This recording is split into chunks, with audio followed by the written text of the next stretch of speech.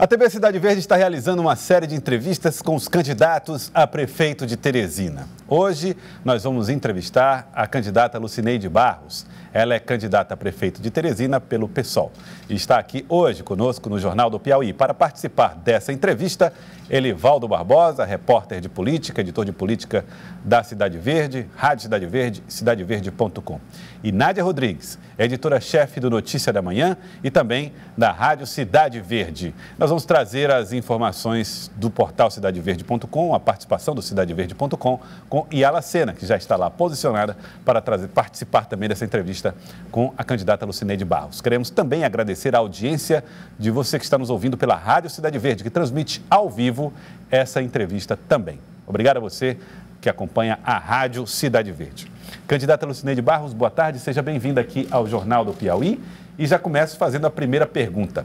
O PSOL sempre entra para a disputa eleitoral com candidatura própria. Este ano, mais uma vez.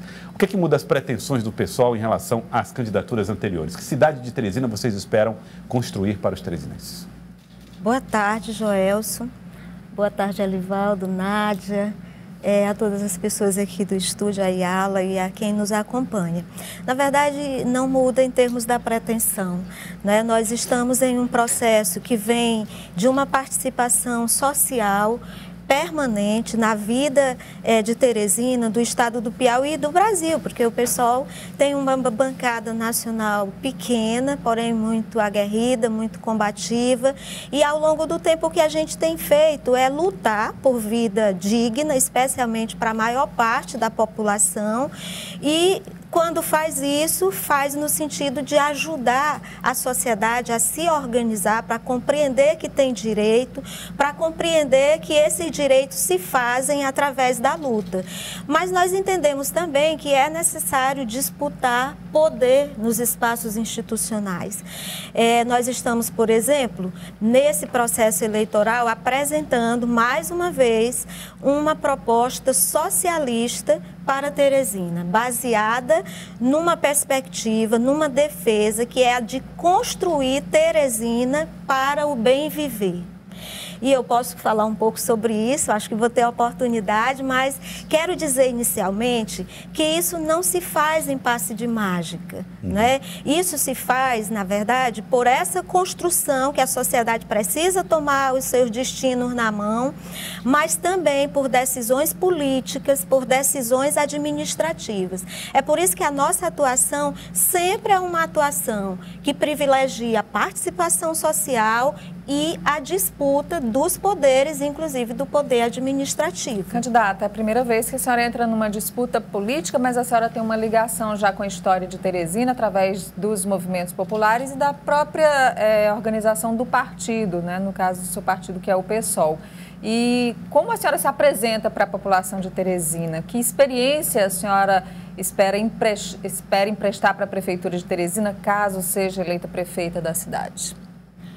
Olha, eu penso que a principal experiência talvez nem seja minha individualmente, porque a nossa construção é uma construção coletiva, mas é essa construção coletiva que se apresenta, né, como uma espécie de fiança, porque nós trazemos por ela uma vida dedicada a estar no cotidiano, no dia a dia, especialmente desses lugares que são mais desprovidos das políticas. E penso que é quem mais vive Teresina que melhores condições tem para dizer o que é que Teresina precisa. Por exemplo, nós estamos o tempo todo dizendo que é necessário fazer uma outra gestão do orçamento público. De que maneira? Como é que se muda a gestão do orçamento? Pronto. O orçamento público é a poupança que o poder público tem, porque arrecada junto à população através dos impostos e tem o dever constitucional de redistribuir essa poupança. Como é que tem sido feito atualmente? Se pega a maior parte dos recursos e leva esses recursos a determinados territórios e a determinado setor social. O que é que a gente pensa diante disso? E o que que a gente quer fazer diante disso? A gente quer pegar o orçamento público e inverter as prioridades.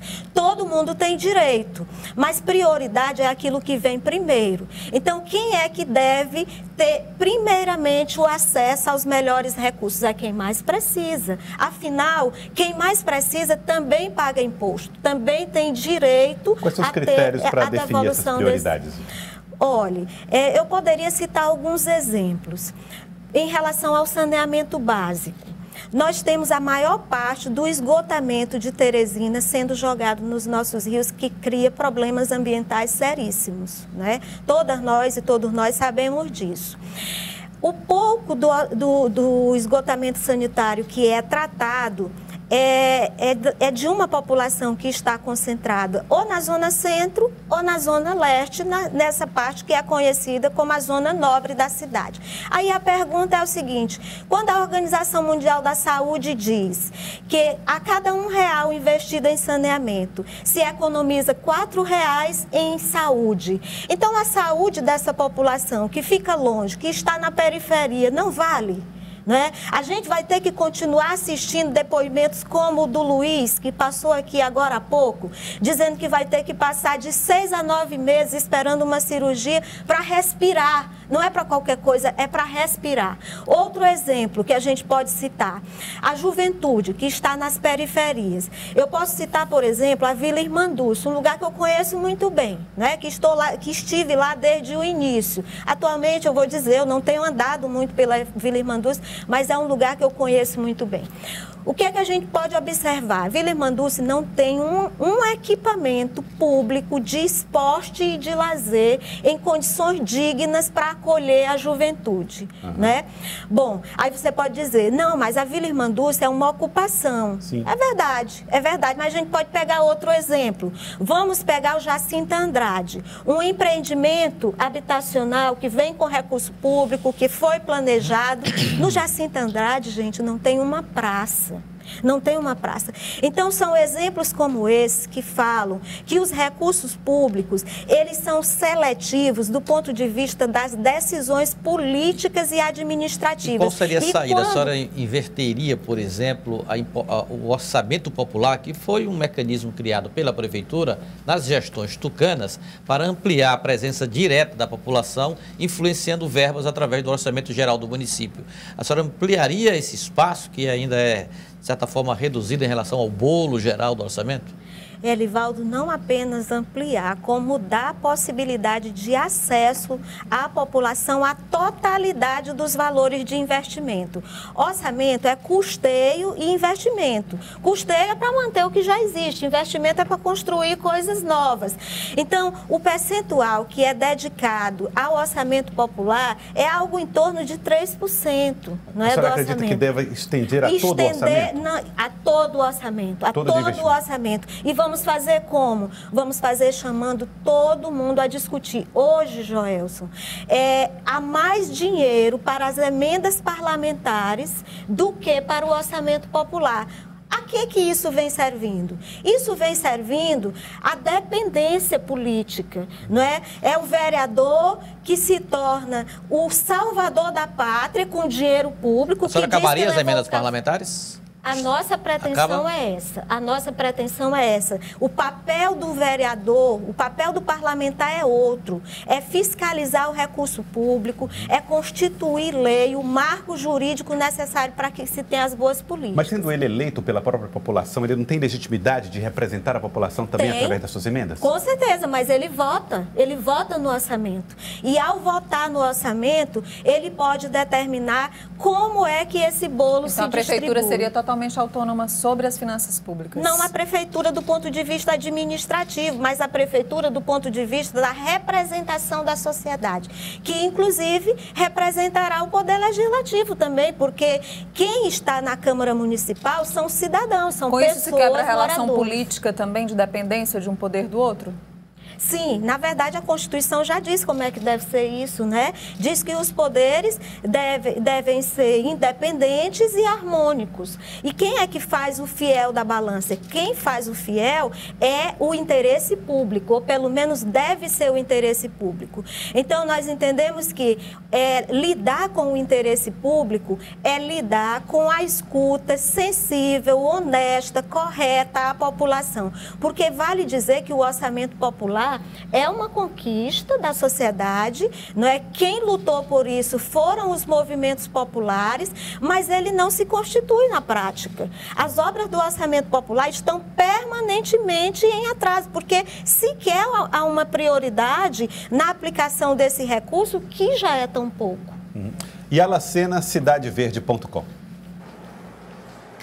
Boa tarde, Joelso, Nádia, Elivaldo, Lucineide, boa tarde a todos. Lucineide, a mobilidade urbana em Teresina é um gargalo, né? A gente sabe que é uma crise que enfrenta aí várias cidades brasileiras. O PSOL está propondo aí uma tarifa zero para o sistema de transporte. Como subsidiar aí uma tarifa zero para o teresinense no sistema que já vem enfrentando várias dificuldades? Então, como que você vê aí? É má gestão? É o modelo atual que está em vigor? É assim, como funcionaria essa tarifa zero aí, caso você seja eleita? Obrigada, Yala. Olhe, a política do sistema de transporte é preciso ser muito compreendido, porque nós só vivemos as consequências. A consequência é gente na parada, passando 1 hora, 1h30, 2 horas para chegar no trabalho, para chegar na escola, não é? Ônibus lotado o tempo inteiro, mesmo quando se disse que criou uma política para favorecer através desse Integra, o que fez foi desintegrar. Esses dias, conversando sobre o nosso programa, um especialista dizia, olha, quem tem feito a integração mesmo são os mototaxistas, é a bicicleta, é a caminhada a pé, porque as pessoas estão sendo levadas para os terminais e elas ficam lá. Então, Yala, quando a gente fala na tarifa zero, nós não estamos dizendo que não tem custo, nós estamos dizendo que é necessário colocar recurso público para subsidiar o direito ao transporte. Nós não estamos falando de benefício, nós estamos falando de direito, um direito que todo mundo tem. Se a gente olha aqui em Teresina, nós vamos ver o tanto de carro de luxo que tem aqui em Teresina. Teresina é a capital mais motorizada do Nordeste, é onde tem mais motocicleta, é onde mais gente morre por causa de acidente de trânsito envolvendo motocicleta. Então é preciso olhar transporte, trânsito, mobilidade como um conjunto, que deve se constituir com uma política, com financiamento e com qualidade no transporte. A prefeitura hoje já tem o subsídio, né? Já subsidia parte do valor das passagens, as gratuidades e também a meia passagem, no caso, para os estudantes. E aí há um problema, não tem dinheiro para fazer esse pagamento, atrasa, as empresas reclamam. Como a senhora acredita que vai equacionar de tal maneira as contas a ponto de bancar todo o sistema com gratuidades?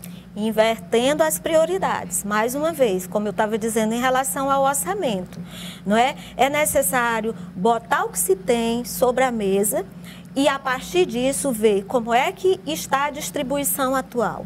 Como é que se pode fazer uma distribuição de modo que se compreenda que todo mundo tem direito ao orçamento, mas que ao mesmo tempo se leve em consideração que ao longo do tempo tem setores que não têm tido acesso algum. Então, por exemplo, é necessário fazer acontecer de fato o IPTU progressivo. É um instrumento do Estatuto da Cidade que está em vigor desde 2001 e que diz que quem pode mais tem que pagar mais. É necessário taxar os terrenos que estão desocupados para a especulação imobiliária. É necessário executar a dívida pública, a dívida ativa. Ninguém fala em dívida ativa no município de Teresina. Teresina tem uma dívida ativa considerável, que eu nem sei exatamente qual é, porque os dados são muito confusos, mas o que a gente sabe é que há. E não se fala em taxar quem deve. Na verdade, quem deve são os ricos. Os pobres tiram comida da mesa para pagar seus compromissos. Candidato. Mas, além disso, tem uma política econômica. Nádia, você pode falar depois, se eu tiver oportunidade. Não, claro, a senhora vai falar já sobre a política econômica. Eu acho que é certamente uma das pautas que todos os candidatos querem muito falar, né? Especialmente depois de um momento como esse em que a gente está vivendo de pós-pandemia. E a gente já espera que esse pós já chegue logo para a recuperação econômica, inclusive, acontecer. Mas eu queria falar sobre a segurança, porque o pessoal tem uma proposta muito ousada para a segurança pública, que inclui, por exemplo, a Polícia Militar. E qual é o papel da municipalidade, de acordo com o pessoal, para a proposta da Prefeitura de Teresina, na melhoria da qualidade da segurança pública da capital? Olha, segurança é mais um desses direitos que é uma espécie de síntese de outros direitos. Se tem tratado de modo muito equivocado a segurança pública, como policiamento apenas. Policiamento serve para quê? Para reprimir. Né? A gente tem uma situação em que, de um lado, se cria a pobreza, se cria os pobres e a pobreza, e, de outro lado, se tem os aparatos para reprimir esses pobres, inclusive para ficarem em determinados lugares, para não incomodar, digamos assim, a outros setores. Né? Então, a gente entende que, para ter segurança, é necessário atacar as condições de insegurança. Por onde é que vem a insegurança? A insegurança vem pela falta do emprego, vem pela falta da perspectiva de vida. O que estão fazendo a maior parte dos jovens, das jovens que estão nas periferias da nossa cidade? Estão olhando para cima, desalentados, desalentadas. Às vezes até conseguem entrar na universidade, concluir um curso superior, mas não tem a perspectiva do trabalho, não tem a perspectiva da renda. E são esses mesmos jovens, principalmente quando são pretos, quando estão nas periferias, que são reprimidos por aparatos como o da Guarda Municipal, que nem armada deveria ser, porque a Guarda Municipal, ela tem a obrigação de cuidar do patrimônio público, e cuidado, diga-se de passagem, é que deve ser a ação da segurança, não a da repressão. Esse direito de andar armado da Guarda, ou vai extinguir a Guarda, repensar a Guarda? Qual o projeto que tem? Olha, cada vez mais nós queremos retirar as armas do meio da população. Arma é sinal de violência, é sinal de repressão. É preciso entender que quanto mais se promove violência, mais violência se terá. Então, é preciso instituir uma cultura que venha pela perspectiva da paz, não a paz do cemitério, mas a paz que vem pela justiça social. Nós, inclusive, queremos superar essa perspectiva de polícia militar no Brasil. Isso é uma proposta nossa do PSOL, de uma militarização que tem servido basicamente para isso, para repressão. Então, queremos segurança? Queremos. Mas de que jeito? Queremos com assistência social, para que se possa atender desde a infância, a juventude, as pessoas com deficiência, os negros e negras, LGBT. Gente, uma situação que a gente precisa denunciar. Um travesti em Teresina, sabe qual é os anos de vida, de perspectiva de vida que ele tem? 35, expectativa de vida, 35 anos. Isso é uma coisa para envergonhar qualquer administração. Candidata. As mulheres estão morrendo. Candidata, a senhora, quando presidiu a Federação das Associações de Moradores e Conselhos Comunitários, a FANC, eu acho que há mais de 20 anos, já tinha como bandeira de atuação o combate ao déficit habitacional. E eu percebo que esse ponto está no seu plano de governo para a Prefeitura de Teresina. Por que esse problema não é superado? O que a senhora propõe para reverter essa situação da moradia aqui na capital? Eita, Elivaldo, parece que quem souber morre, mas nós nos negamos a morrer. Então, a gente vai ter que achar a saída. O que é que a gente pensa primeiramente? É necessário combater a especulação imobiliária. Não se pode ter tanta gente sem teto e ter tanto terreno desocupado para favorecer lucro ao empresário. É necessário criar política habitacional para a faixa de 0 a 1 salário mínimo, que é onde está a maior parte do déficit. É necessário instituir um banco de materiais de construção, porque o déficit ele não é só quantitativo, não é só a falta da moradia, inclusive tem muitas moradias desocupadas. Quem for no Jacinto Andrade, por exemplo, vai encontrar essa realidade. Então, esse é o déficit quantitativo. Mas nós temos o déficit qualitativo, que é pelas moradias precárias. Você imagine uma família de 3 ou 4 pessoas, 5 pessoas, que vive numa residência com 3 cômodos, em que a sala é lugar de comer, é lugar de estudar, é lugar de assistir TV, e agora com o ensino remoto, que o Sindicato dos Servidores Municipais está dizendo que é a faça remota, porque as professoras estão adoecidas, os estudantes não estão conseguindo frequentar, Então, é necessário uma política de moradia que tanto promova o acesso à casa, como também entenda que a moradia é muito mais do que a casa. É a possibilidade de viver na cidade, de viver no município, de viver na zona rural em condição digna. Agora, candidata, a senhora não tem receio de que a história que a senhora tem na FUNC, que é evidentemente dedicada a discutir a questão habitacional, seja eventualmente confundida com um estímulo à invasão de propriedades, como aconteceu em anos atrás? De que maneira a senhora trata da questão e tenta esclarecer o assunto? Olha, Joelson, eu vou lhe dizer uma coisa que eu tenho dito sempre, por um dever de justiça. A gente não está entendendo que o que ocorre são invasões, são ocupações, porque os terrenos, eles estão ociosos para especulação. Enquanto isso, é a Constituição Federal, é o Estatuto da Cidade que diz que todo mundo tem direito a morar. Gente, ninguém pode viver sem morar. Todo mundo precisa morar, nem que seja embaixo da ponte, né? Não é à toa que tem tanta gente aí buscando marquise para poder se salvar. E nós não temos problema com isso, em sermos, por exemplo, identificadas como quem participou de movimento de moradia, quem apoiou a ocupação e continua apoiando, inclusive. Não temos problema com isso, porque nós temos a consciência que aqui está o que o Paulo Freire diria, a justa ira do oprimido, que não pode se deixar entregar à morte, que precisa encontrar as saídas para continuar vivendo. Às vezes as saídas é ocupar uma terra. E não pensem que é fácil. A senhora, como prefeita, também vai ter que tratar da questão do direito à propriedade, né? O direito que as pessoas têm de possuir coisas que eventualmente elas não queiram usar naquele instante. Sim. Como lidar com essas questões? A senhora vai ser pressionada pelos movimentos. Basta aplicar a Constituição mais uma vez. A Constituição preserva a propriedade, mas diz ao mesmo tempo que a propriedade ela só se legitima pela sua função social. Então, é necessário dar a função social da propriedade. Qual é a função social da propriedade na cidade? Morar. Qual é a função da propriedade quando a gente está falando da terra? Qual é a função social da propriedade no campo? Produzir. E nós, inclusive, eu queria falar sobre a economia, nós queremos tornar Teresina uma referência na alavancagem econômica através de uma produção que venha pelo meio rural. O Elivaldo sabe muito bem, nós temos 83% de área rural no município de Teresina. É preciso distribuir essa terra, é preciso ter crédito, microcrédito, assistência técnica, fazer agroindústria, fazer a produção agroecológica. Já pensou que bonito será Teresina se tornar uma referência na agroecologia, em alimento saudável, para alimentação escolar, para as mesas de todas as pessoas que vivem aqui nesse município e ainda para alavancar a economia, porque o setor primário é importantíssimo para a economia. Então, nós estamos precisando buscar saídas assim, que não agridam a natureza. Quando a gente diz que tem um programa para o bem viver, passa por isso, porque a gente inclusive entende que é o agricultor familiar que mais tem preservado a natureza e que ao mesmo tempo possamos valorizar pessoas e territórios que historicamente são esquecidos. E Alacena, cidadeverde.com.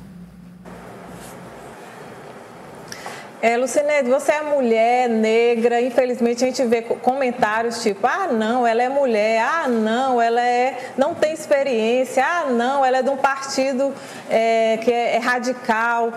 Como combater essas barreiras, assim, você acha que são comentários embutidos aí de preconceitos e como você está lidando isso no dia a dia da campanha?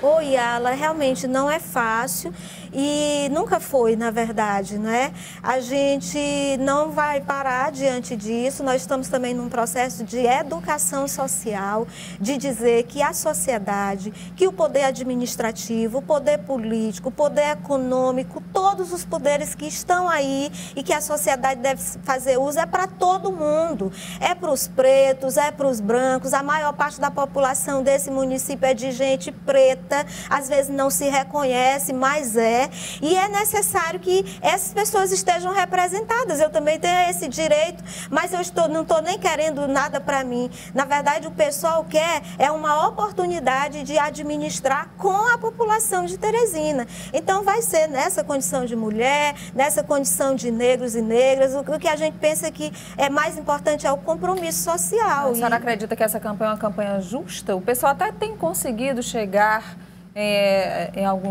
conquistar alguns mandatos, conquistar algumas prefeituras, ter alguma visibilidade e protagonismo político nos últimos anos. Mas nesse ano de 2020, a senhora considera que numa disputa onde nós temos aqui em Teresina, inclusive, 13 candidatos, né, 13 representações políticas diferentes para o mesmo cargo, é uma disputa justa? Não, Nádia. Terminantemente, não é justa. É uma disputa que é orientada pelo poder econômico. Não é à toa que o mesmo grupo que promove essa situação de desigualdade em Teresina está no poder há mais de 30 anos. É porque esse grupo sempre sai na frente, como saem todos os grupos que estão no poder e que estão permanentemente renovando os seus mandatos. Nós estamos vendo aí gente em todos os lugares abanando bandeira no sol quente.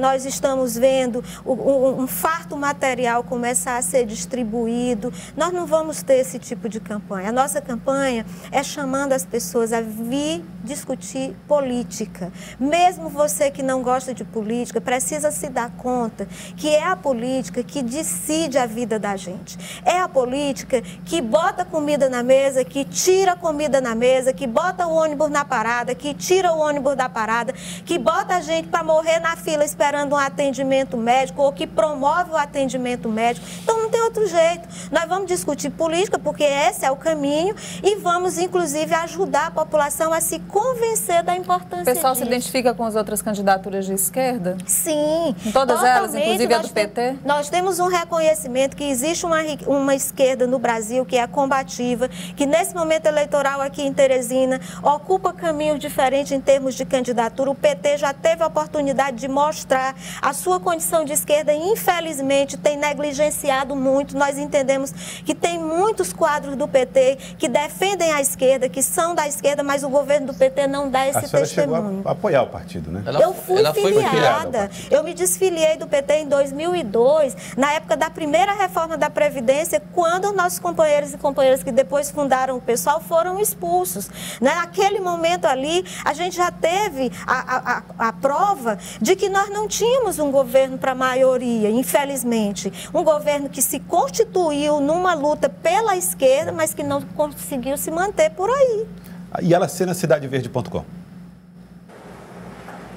Lucineide, o PSOL ele deixa bem claro que o projeto é para os trabalhadores e não é um projeto para os empresários. Então, com essa política, o PSOL, de certa forma, afasta a classe empresarial. Então, como gerar emprego e renda, excluindo a classe empresarial, principalmente depois de uma pandemia que se precisa unir força?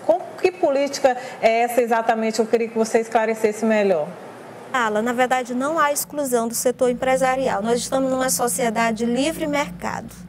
E o livre mercado dá ao setor empresarial amplas condições de agir no mercado. O que nós queremos dizer é que não é possível pegar aquilo que é política de obrigação do poder público. Não é possível pegar recurso público para entregar à iniciativa privada. Nós estamos, por exemplo, numa situação de greve das trabalhadoras e dos trabalhadores da educação no município. Apesar de o secretário dizer que em Teresina tem o ex-secretário, que é também o candidato, né, da prefeitura, tem a melhor educação de Teresina, mas, na verdade, quem está falando sobre isso são as professoras que estão em greve, o Sindicato dos Servidores Municipais, que, inclusive, faz denúncia em relação a mau uso do dinheiro público, fala, inclusive, que o secretário e o prefeito, né, tiveram suas contas reprovadas pelo Tribunal de Contas do Estado, fala que o piso dos professores não está sendo pago, fala, por exemplo, que os recursos do do antigo Fundef, né, que a prefeitura recebeu, inclusive numa operação de crédito antecipada, abrindo mão de 20 milhões de reais, não foi passado um tostão para o salário dos professores e das professoras.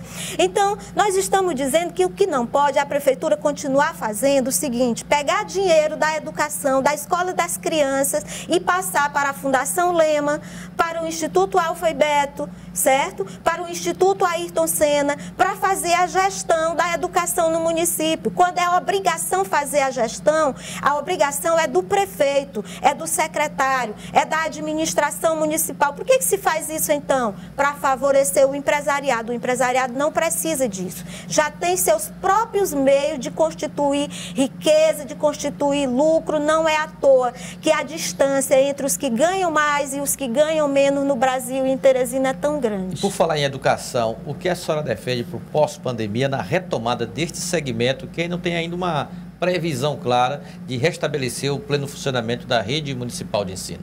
Olha, o que nós defendemos é que tenha uma escola, um sistema educacional preocupado primeiramente com a vida. Segundo, com as condições de trabalho. Nós estamos dizendo que não é possível dar qualquer aula e contabilizar essa aula como parte de um semestre letivo de 200 dias letivos, que é o que a LDB exige. Isso não quer dizer que nós vamos cortar vínculos, ao contrário, nós precisamos utilizar os meios que a gente tiver, inclusive as tecnologias, para estar cada vez mais próxima das crianças, das famílias, dar o apoio necessário, mas a gente não pode fazer as coisas de faz de conta. O que está acontecendo é faz de conta, gente. As professoras estão trabalhando em situações muito precárias, estão adoecendo, estão trabalhando com seus próprios equipamentos que também são muito precários. As crianças estão estudando na frente de um telefone, às vezes utilizando esse serviço de pacote de internet móvel, porque não tem internet nas nossas comunidades, né? Então, não é assim que nós vamos sair da pandemia. Nós vamos precisar ter ações efetivas de saúde, vamos ter ações efetivas de segurança, botar mais dinheiro nos setores sociais e nos preparar para quando a gente voltar para a escola, a gente ter condição de ter a boa escola. Não a escola para ganhar medalha, porque botar a medalha na parede, não é, no pescoço, não vai dar a condição de emancipação que a nossa juventude precisa, e para isso ela precisa ter uma escola básica de muito boa qualidade. Gente, a educação está exigindo de nós mesmos que a gente possa se comunicar em tempo real, que a gente possa aprender sobre as linguagens informacionais, que a gente possa entender sobre todas as tecnologias, aprender política, aprender sobre como funciona a sociedade. Não vamos aprender estudando português e matemática, que é isso somente o que a Prefeitura de Teresina tem favorecido de modo principal para os estudantes da rede. Eu quero agradecer a senhora, candidata Lucineide Barros. Muito obrigado pela participação aqui no Jornal do Piauí de hoje. Obrigado pela entrevista concedida. Eu posso só pedir voto para as nossas candidaturas? Eu não sei o que diz a legislação eleitoral sobre essa possibilidade, Linda. Então tudo bem, mas então eu vou pedir... Considerações finais. Obrigada. Eu vou pedir, então, que vocês analisem o nosso programa, conheçam as nossas candidaturas. Nós temos 9 candidaturas à Câmara Municipal. Tem uma candidatura coletiva, só de mulheres, para dizer que é necessário ter mais mulheres na Câmara Municipal. Temos candidaturas de estudantes, de negros, de pessoa LGBT, de moradores e moradoras da periferia. Então, nos conheçam, leiam o nosso programa, chamem a gente para conversar. Nós não temos problema com enfrentar as questões. As questões da política nos dizem respeito. Muito obrigado. Muito obrigado, candidata Lucineide Barros. Queria agradecer também a Elivaldo Barbosa, que vai continuar conosco aqui, Elivaldo Barbosa, no nosso Jornal do Piauí, para trazer mais informações da política daqui a pouco. Elivaldo. Com certeza, Joelson. Obrigado, candidato. Amanhã, outra rodada de entrevistas. Nádia Rodrigues, editora-chefe do Notícia da Manhã. Muito obrigado, Nádia. Obrigada, Joelson. Obrigada, candidata Lucineide Barros. Obrigada aos telespectadores pela audiência, aos ouvintes da Rádio Cidade Verde também. E até amanhã. Os ouvintes também que estão sintonizados aqui com a gente, os ouvintes da Rádio Cidade Verde. Yala Sena, do cidadeverde.com. Muito obrigado também, Yala. Obrigado pela participação nesta entrevista. Nós voltaremos com outra entrevista dos candidatos amanhã, aqui no nosso Jornal do Piauí, a partir de 1 da tarde. Um rápido intervalo. Voltamos já com mais notícias no Jornal do Piauí.